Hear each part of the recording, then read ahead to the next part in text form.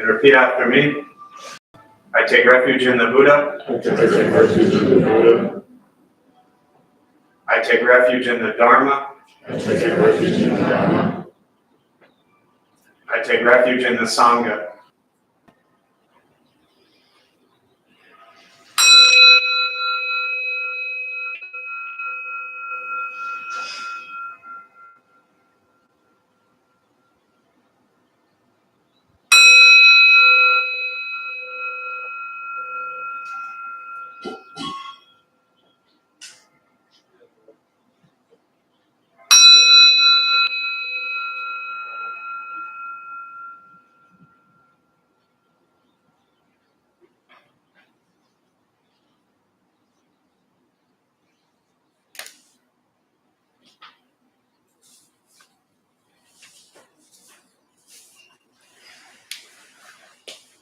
Put the palms down.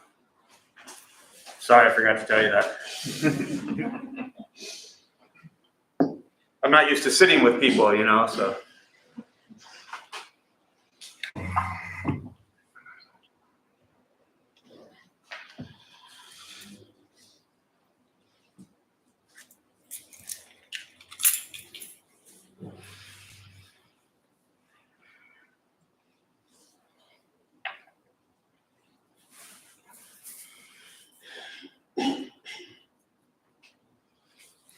All right, good morning, everybody.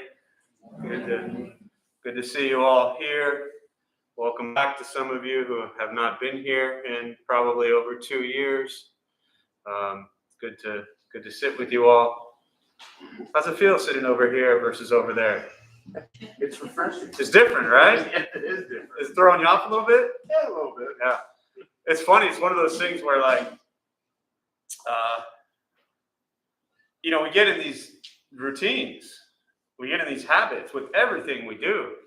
I mean, maybe none of you, but, we get in these routines and these habits with the smallest things, and we don't even necessarily recognize how when we break one of those habits or routines, how it is different. It throws us off a little bit. And not necessarily good or bad always, but different. And change is very often uncomfortable. And it's different sitting there, right? It is. I mean, not much it shouldn't be. Tim is usually right over here, just to bring everybody else into the equation. And now he's here, and he's like, wait a minute, who's in my seat? That's my seat. Is there some of that going on? There was. I hate to pick on him, but I've known him long enough to where I can pick on him, I usually wait at least 3 weeks before I pick on somebody. But it's funny how something so subtle and simple like that, which is absolutely, for the most part, meaningless. And it goes to show us that if little things like where we sit in meditation change and it kind of throws us off a little bit, imagine everything else in your life that gets disrupted and thrown out of, its usual course. We don't like change. But as the Buddhist teachings on impermanence goes, you cannot escape it. Everything, all conditioned phenomena is impermanent. And so much of this practice is about recognizing, embracing, and welcoming that change. I mean, even for me right now, as I was doing my offerings, it popped into my head what I was going to say, and now I'm completely changing it. And I have to live with that. So we're constantly thrown in situations where we change. And our ability or inability to adapt and adjust to those changes really determines a lot of our mindset and how we feel throughout our day. And these past 2 years especially, we've had to go through tremendous change, right? The collective we, the global we. We've gone through tremendous change. Change, loss. Loss is change. Losing people in our lives is change. All right? Different jobs, different places of living, different people we're surrounded by, different health conditions. So much has changed drastically. Every moment, every day. So then you look at a 2-year period that we've come together based on this pandemic, and there's been tremendous change, and change is and can be very traumatic. Hopefully Tim's not too traumatized. And so if you're brand new to Buddhism, this is what the Buddha taught as impermanence. And as I said earlier, all conditioned phenomena is impermanent, the ability or inability to embrace it. Wow. Learning to be with things as they are and not resist them. Because when we resist present moment, we struggle quite a bit. So I hope you'll make it through the day. It is good to be with you all. What I was thinking as I was doing my offering, we were closed, for those who don't know, 18 out of 24 months. We had a 6-month stretch where we were open. But, for a year and a half plus, I was in here making offerings. And as I'd say, repeat after me, as I always do. Perfect and proper, not on your couch or anything like that, of course. And, doing your offerings, I would have to hear you when I do the offerings. It was a nice present moment experience that was drastically interrupted by my obsession with Tim's changing of seats. So, you ruined it for me. All right. So with that, we're going to sit. A couple things I'll tell you before we begin. For those who are new, nothing's going to happen to you. You're not going to float away. You won't have any mystical, magical experiences.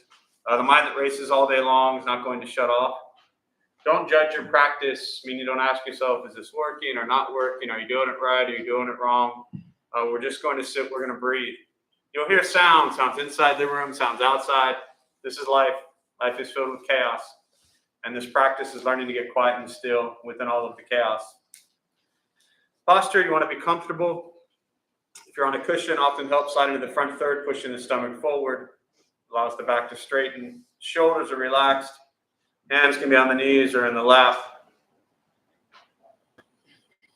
Eyes closed if comfortable or slightly open.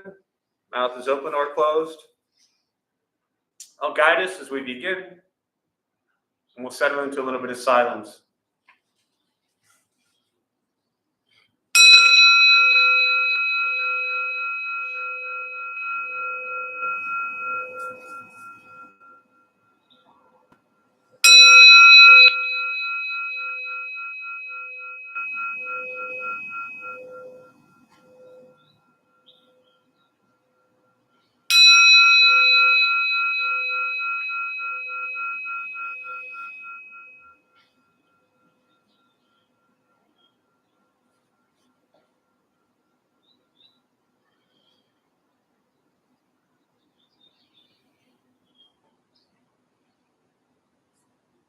Again, starting with the eyes closed if comfortable or slightly open. Mouth open or closed. We'll start with taking 3 deep breaths slowly.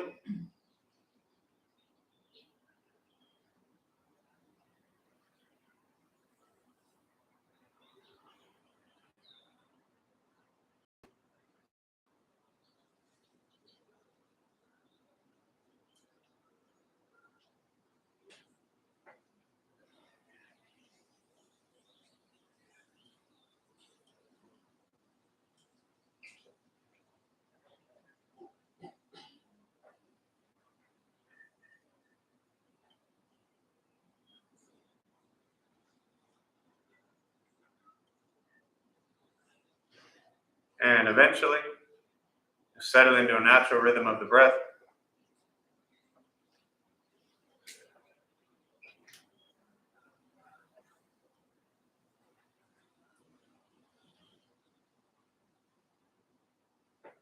Noticing the mind as it wanders, jumping from thought to thought.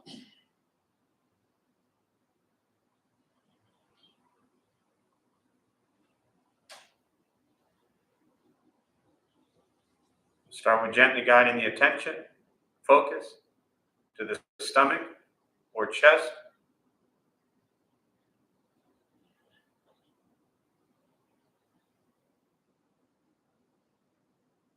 Breathing in, feel them rise.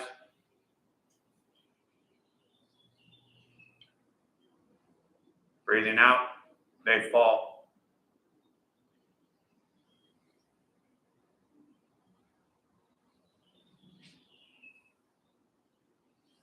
Simply continue this practice, observing sensation of breath.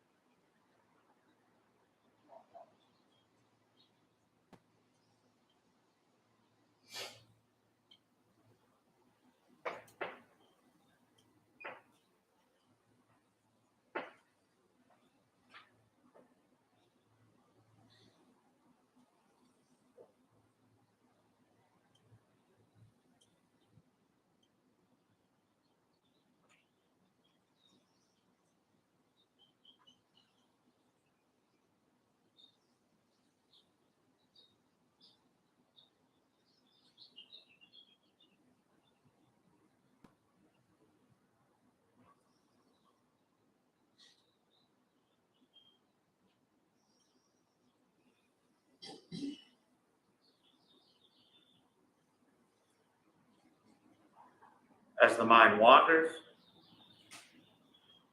lost in thought, recognize it.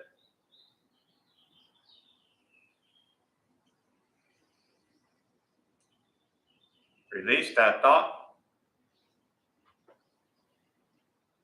Return attention, focus to the breath.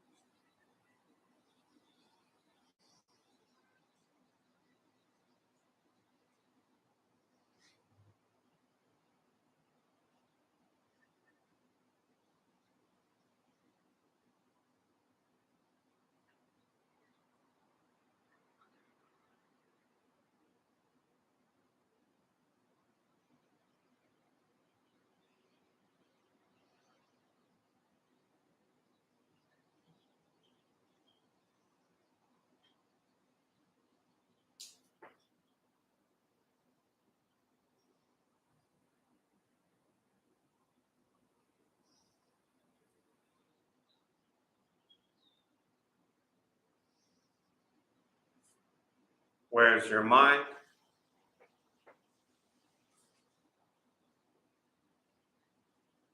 Return to breath.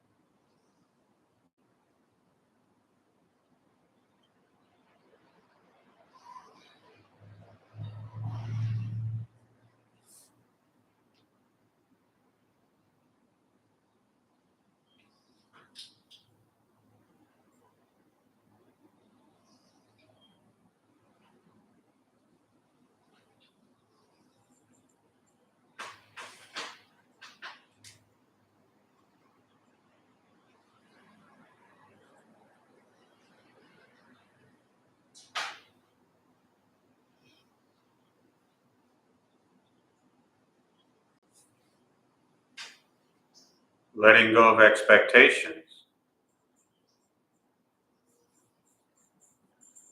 letting go of judgment from the practice,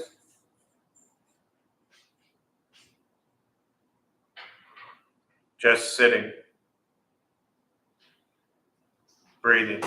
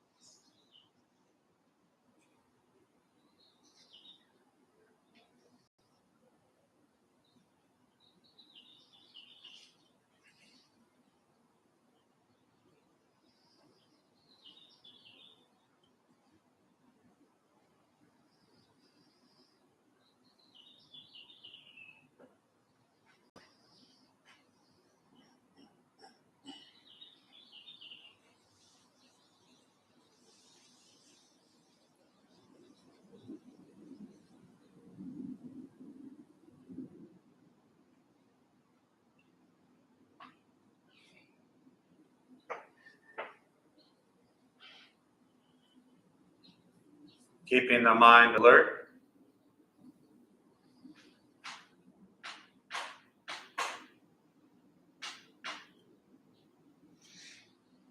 aware of each sound,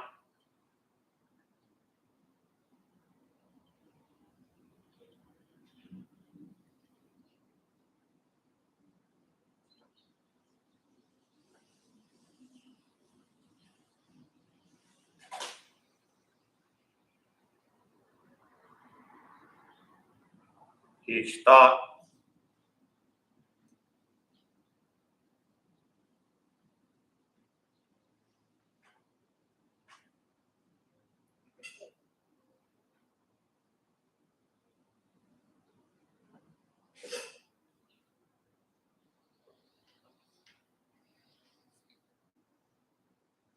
each physical sensation,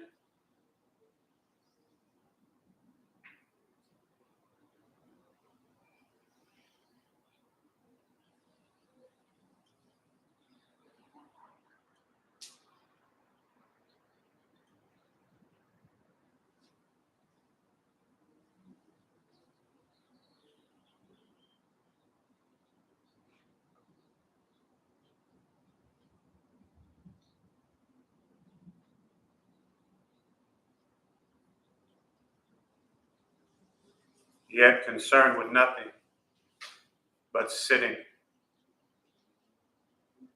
breathing.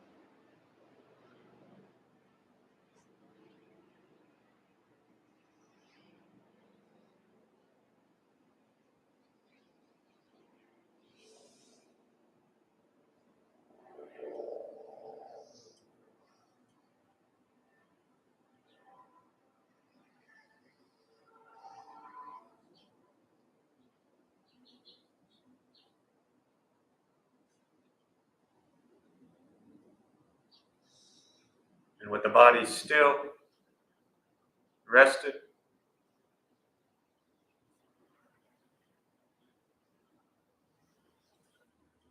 and the speech quiet, aware of all sounds,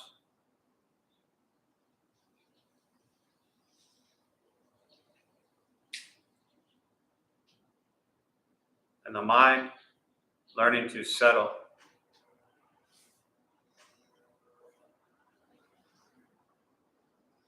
Know what it's like to just sit and breathe.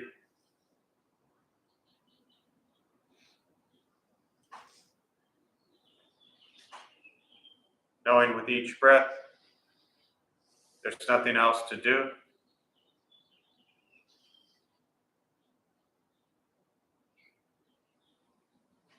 Nowhere else to go.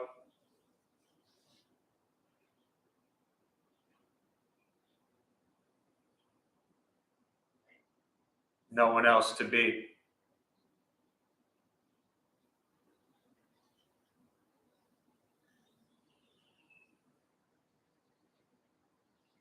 Everything beautiful, exactly as it is.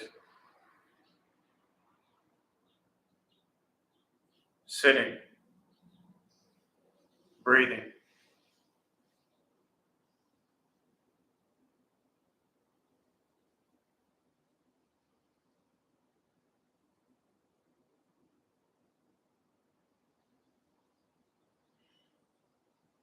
Once again,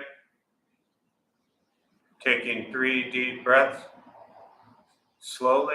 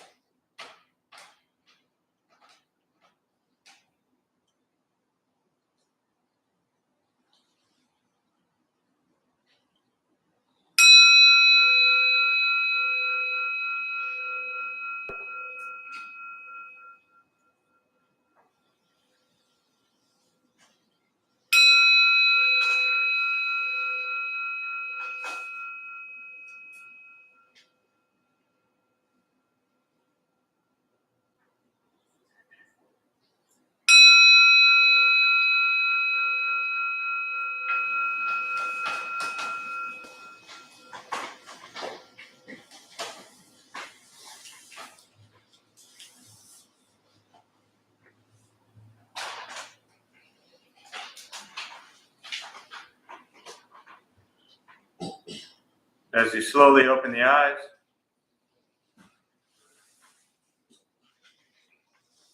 slowly beginning to move.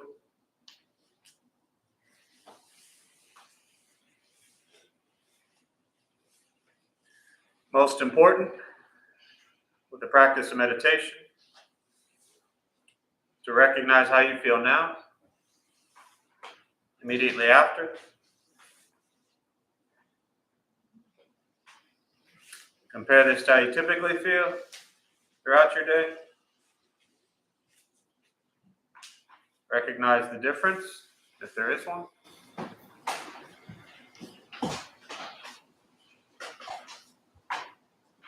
Ask yourselves how you prefer to feel every day for the rest of your life. And realize however you feel now, if it's quiet, calm, and still, or busy mind, racing mind, whatever you're sitting with at this moment, there's nothing to do with anything I said. It's nothing to do with how we sit and hold the hands or cross the legs. It's nothing to do with the sounds around us or anything else for that matter. It's everything to do with your own mind and your own mind's reaction to an external condition. This is what the Buddha called Pratitya Samupata, dependent origination. This is the basis of the Buddha's awakening. The word Buddha simply means awakened. He was a human being, no different than any one of us, who began to understand why he suffered, why he got angry, sad, depressed, stressed, anxious. He began to understand the causal relationship of all phenomena. What that means, very simply, for all of us, regardless of where you come from or what you believe in or where you think you're going, your whole life is filled with things that happen. You react. More stuff happens. More reactions. This practice is simply learning what it's like to respond to something quietly, peacefully, still. For most of us, the way you responded to the last 20 minutes is quite different from how you respond to everything else that's happening throughout your day. And so all we're working on is closing the gap to where the way you feel now is closer to how you feel always. Just as driven, motivated, productive, successful, whatever that means to you in your respective lives. But with a mind that's steady, clear, focused, distracted by nothing, disturbed by no one. This practice is not easy. It's not necessarily fun. It's not an escape. It's direct perception into this present moment. And very often that present moment is quite difficult. It's learning to be with things as they are, which is something that many of us have a lot of difficulty with. Meditation is free. Buddhist practice free. It's sitting, breathing, becoming aware of what you think, say, and do. And learning to be kind to yourself and every single person you encounter, every moment of your life. Which is why this practice is so easy. You just have to be nice to everybody. And by this stage of our lives, we should have pretty much figured out how to do that. So I'm still not really sure why you're all here, since I know you're all nice to people all day long.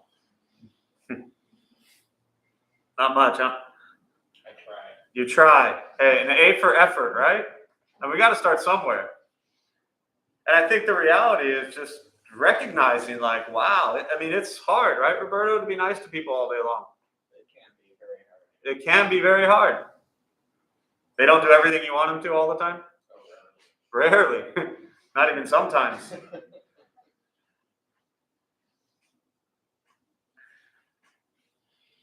Once we stop trying to change, fix, control, manipulate everything and everyone around us, which is where we spend so much of our time hoping they do this, hoping they do that, wishing they would do this, wishing they would do that. We spend so much time focused on the thoughts and words and actions of others. And I'm not suggesting that the thoughts and words and actions of others are not important.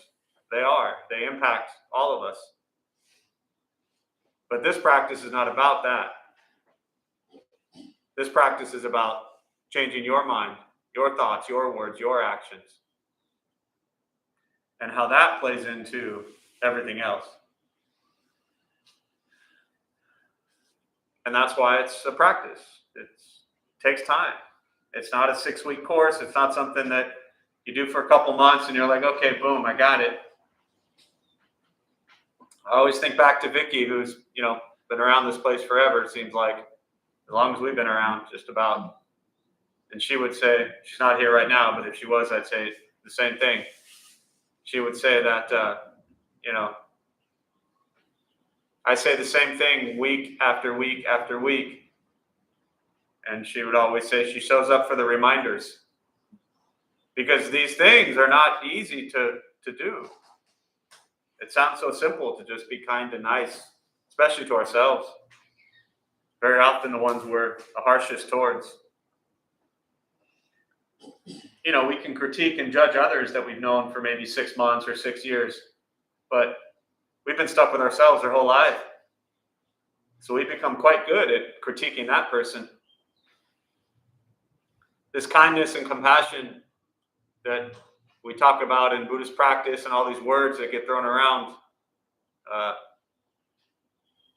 really work best if you start with applying it to yourself. So practice of loving kindness and compassion and forgiveness and all these types of things. Start with you. Because most people I've met are not nearly as bad as they think they are. So with that, I'll pause and really always prefer just to respond to your questions, thoughts, meditation. Well, that was quick. I didn't even finish my sentence, Chuck. I know. Hang on. All right, go ahead. I was going to say any thoughts or questions or comments, go right ahead, let me know. Go ahead, Chuck, you're up. Okay. Recently, I realized that compassion and tolerance are two different things. And I'm wondering about your thoughts on that. Yeah, it's a good question. And thank you for not going where I thought you were going to go, because every question at the start of the last 3 weeks has gone there. So the difference between compassion and tolerance is what you're saying you've realized recently. Yeah, I just kind of repeating it for our millions of YouTube followers. Welcome to YouTube, folks. Sorry, I always forget that you're here now that we have people here, but I love all 14 of you as well. So thanks for being here. And hopefully we're not unstable today. I think we fixed our technical difficulties. So, or you're just frozen and I'm talking to myself.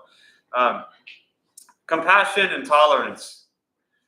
What do I think about that? I don't know. I think that, semantics plays a big part in all of this stuff. And I think first we have to look at,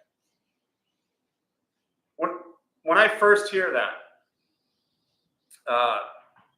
question, the very first thing that popped into my head before you even finished and before I started rambling the last 45 seconds was something that one of my first masters taught me years ago. And she was a wonderful teacher. I didn't like her at all. I'm being very serious. And this was 2003 to 2005.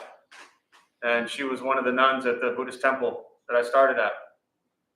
And we just didn't like each other. She even said to me once, she said, "Jeff, I just don't like seeing you."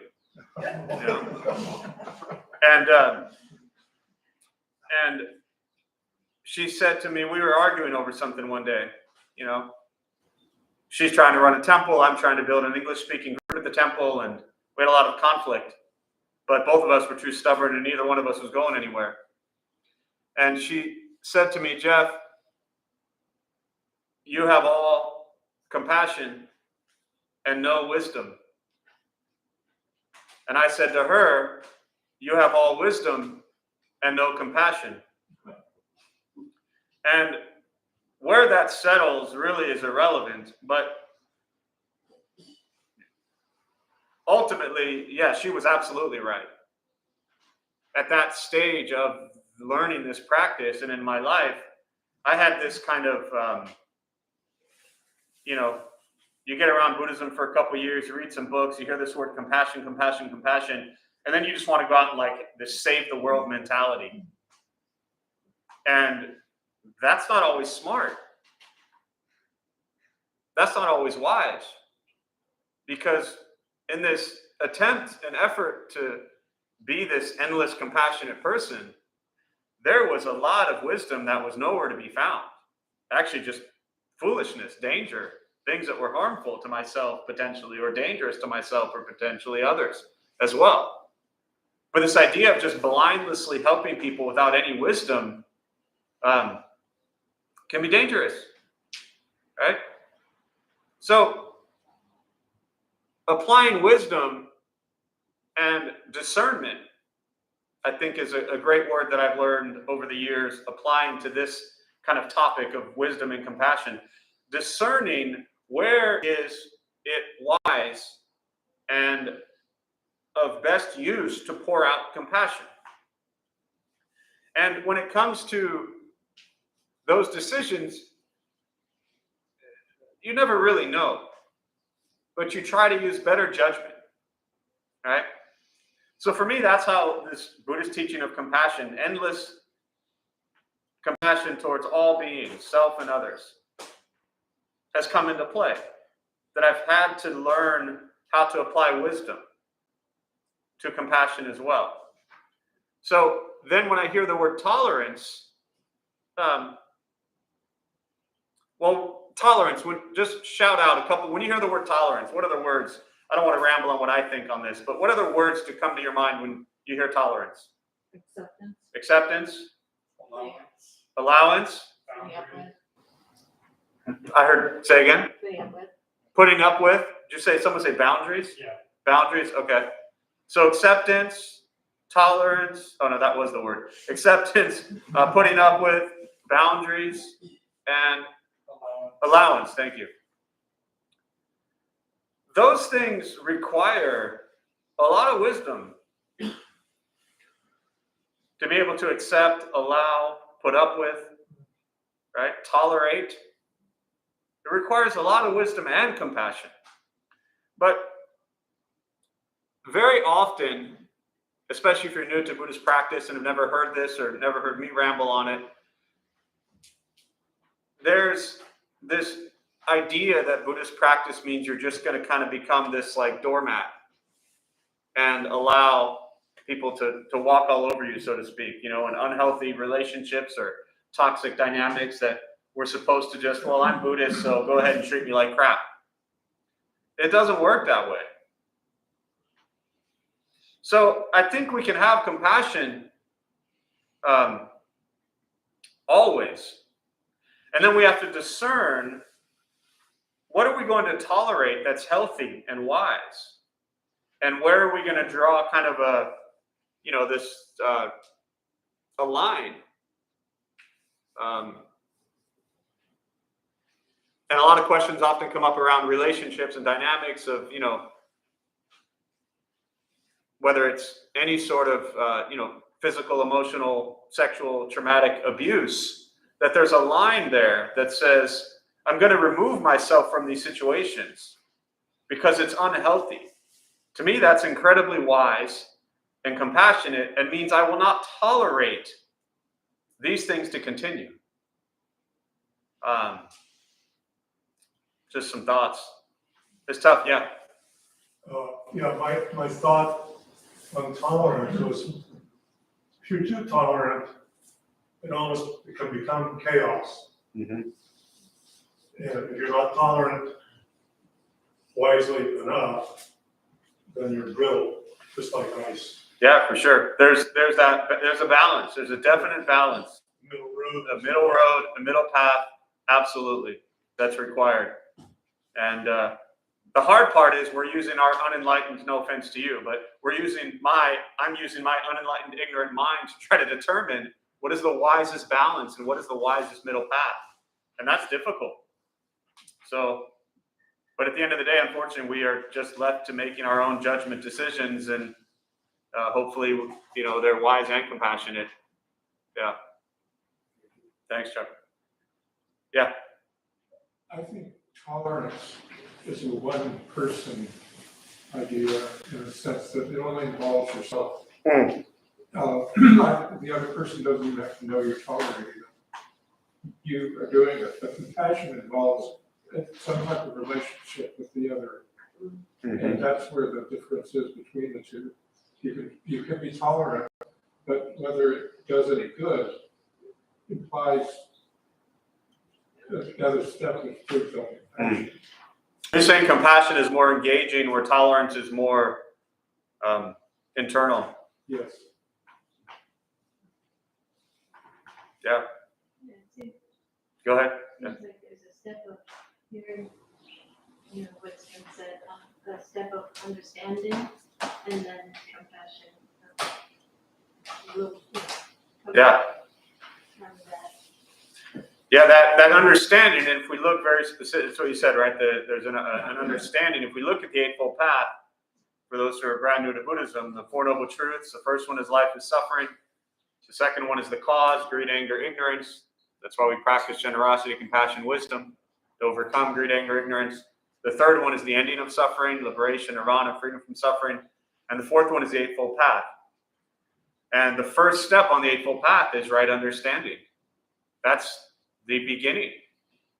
And so to have the right understanding and right view, and then, following that, we have thoughts and speech and action, livelihood, effort, mindfulness, concentration. But that Eightfold Path really is something that starts with the right understanding. I talked about the 6 paramitas a lot, and you can practice those in any order.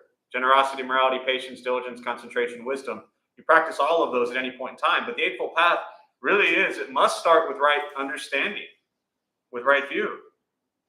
Because if our view is coming from a place of anger or ignorance, then everything that follows that is off. If we have a view of anger, ignorance, and then our thoughts and our speech and our actions are going to follow that. So, yeah, right understanding is critical. Thanks, Emma. Other thoughts, questions? Meditation, Buddhist practice, anything you're sitting with?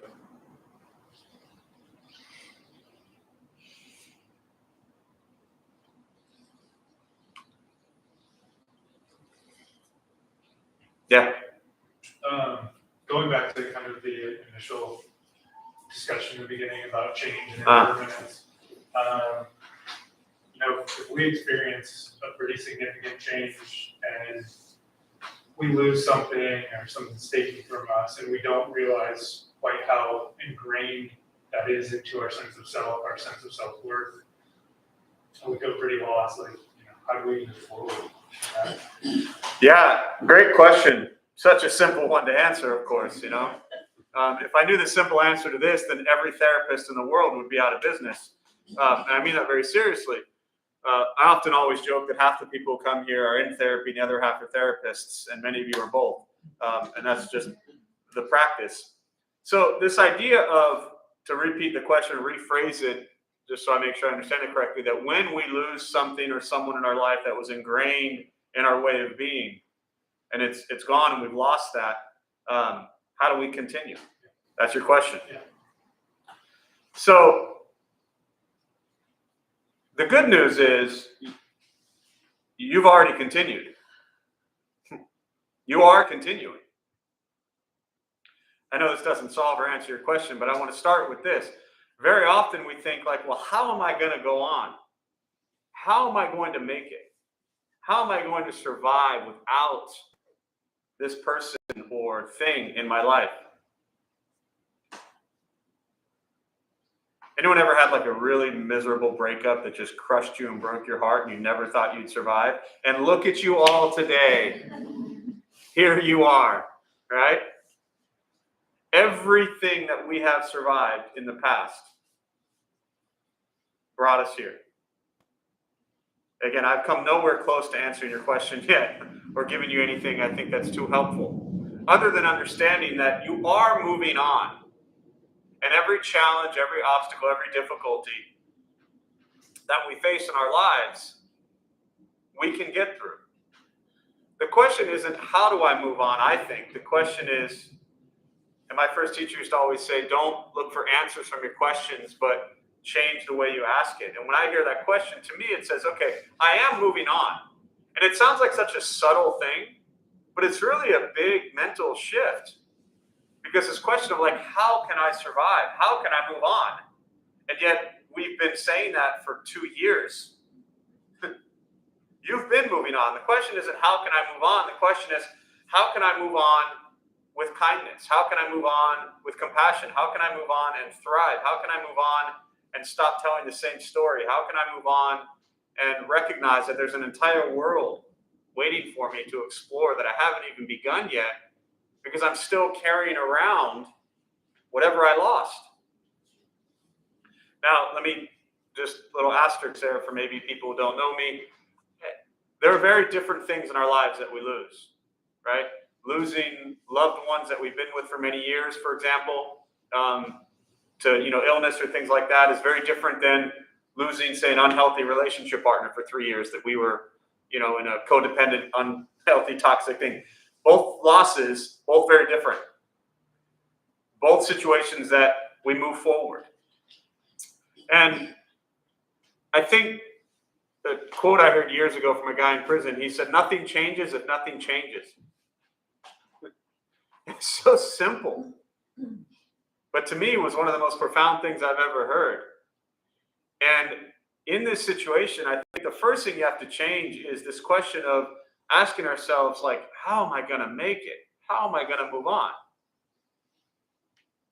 The practice is to move on, to feel the pain, to feel the loss, to feel the broken heart, to feel the sadness, all of those things, and work on cultivating some joy and appreciation towards the experiences that you had with that individual. Again, I don't know details, and it's usually easier if I don't, right?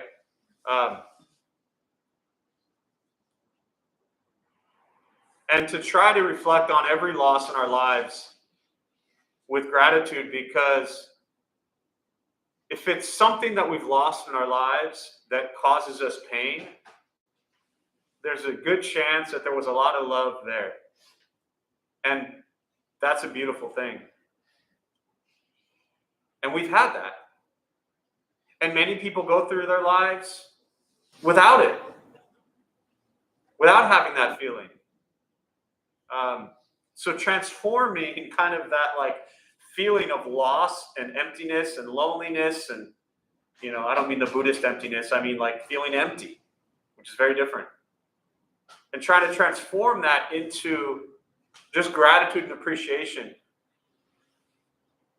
for that thing or experience or person that made you feel that love. Like, that's beautiful. And, as the Buddha said, we are born, we age, we get sick, and we die. I mean, it sounds pretty harsh, but to me, Buddhist teachings doesn't always make things gentler or easier. It just lays out the truth. So, I don't know if that's helpful at all, but yeah. Yeah. Other questions?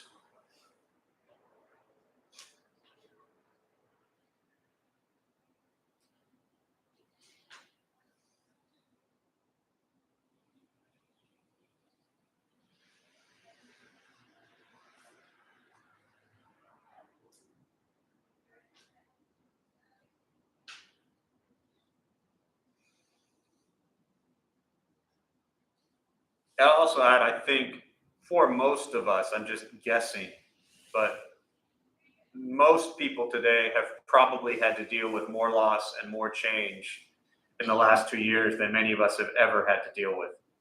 And a lot of those situations have been incredibly unpleasant and painful and heartbreaking and pretty traumatic. So I think having a sense of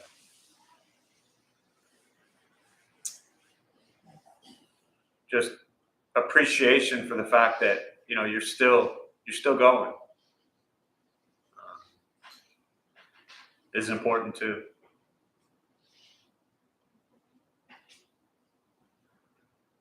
But I don't think it's this idea, and I'm just talking in general now as well, but I don't think there's this idea that, you know, or my suggestion is that we don't walk around, and I don't think that you were suggesting this, I'm just saying it.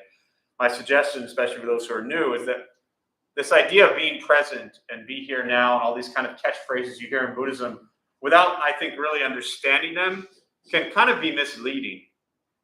Because this idea of being in the present and be here now, if you're not very careful, it can almost give you this false sense of thinking that everything that's happened is not important or doesn't matter. And it absolutely matters.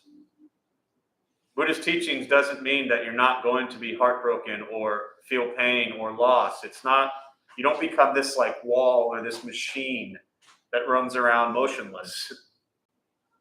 You actually become, in many ways, the opposite, to where your heart is just completely crushed open and you feel the pain for every loss. Whether you know them and love them or whether they were strangers that you didn't like. But then you feel that pain and you're able to move on. So, any final thoughts or questions? We'll do one more if anybody's got one.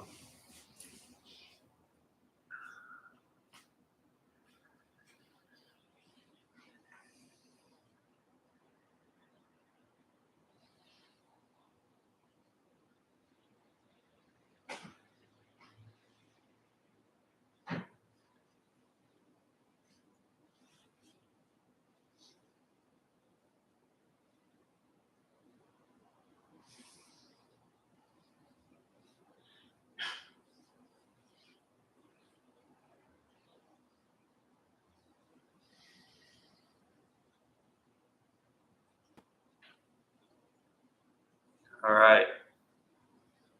Everybody in YouTube land doing okay?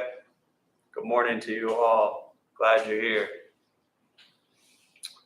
All right, so on that, we'll close. We'll go ahead and join palms.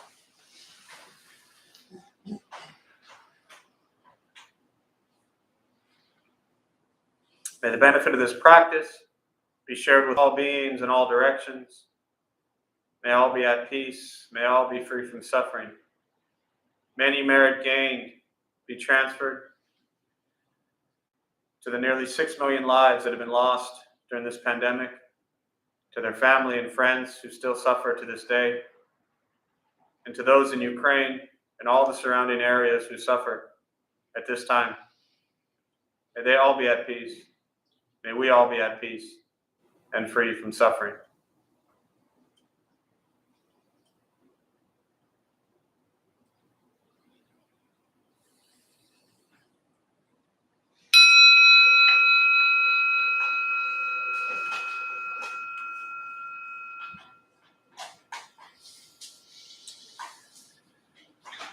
So just a few quick announcements before y'all head out. Thanks all for being here.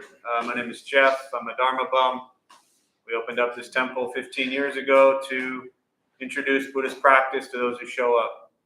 So thanks for showing up. Those of us who lead, we're not monks, we're not nuns, we're not gurus, we're not masters. We're not teachers, we're not looking for students, we're just practitioners. We do our best to take our understanding of Buddhist teachings and put it into terms that hopefully make sense to those who show up. Every night we have different practices going on. As I mentioned earlier, we were shut down for 18 months. And it's just great to be open again. Just about almost all of our schedules back to in-person. Obviously, we still, masks are required. We appreciate you wearing them. It helps others who are here be comfortable. We appreciate you, spreading out with seating and things like that. So we're just doing our best to keep this community as safe and healthy as possible, and also run an open space. So, like I said, most of our stuff is back to in person. There are some things that are virtual.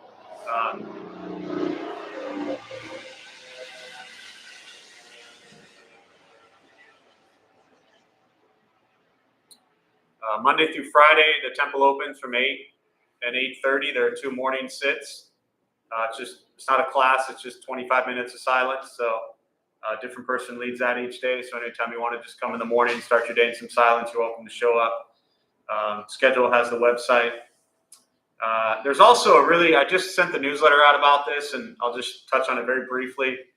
And it's on the front page of the website, so if you want to check it out. But we've been supported the last few years by the Lens Foundation. It's a wonderful group that supports organizations in the United States that share Buddhism. And so they've been dear friends of ours. They're hosting in New York in June at the Garrison Institute, which is an incredible place. They're hosting a conference about, I think the title is The Future of Buddhism in America. I might be wrong in the title, but and so they have a free webinar series coming up once a week starting, I think, the 29th. And so again, it was in the newsletter. It's on the front page of the website. But there's one talk, I think it's like 6 or 8 Tuesdays in a row. 6, I think. Starts on the 29th at, I believe, 4:30 our time. All those details could be wrong, so go to the website and check to confirm it. But that's close. But it's a really cool group. There's going to be each weekly webinar has 3 different Buddhist monks or nuns or lamas or teachers or leaders from around the country. I know many of them very well. They're really dynamic, incredible group of Buddhist leaders. So that's something different that isn't usually around and offered. So if you want to check that out, again, the webinar series is free for 6 weeks. And I believe starts this next Tuesday. Other than that, Buddha for You is also open, so it's open now downstairs if you need anything.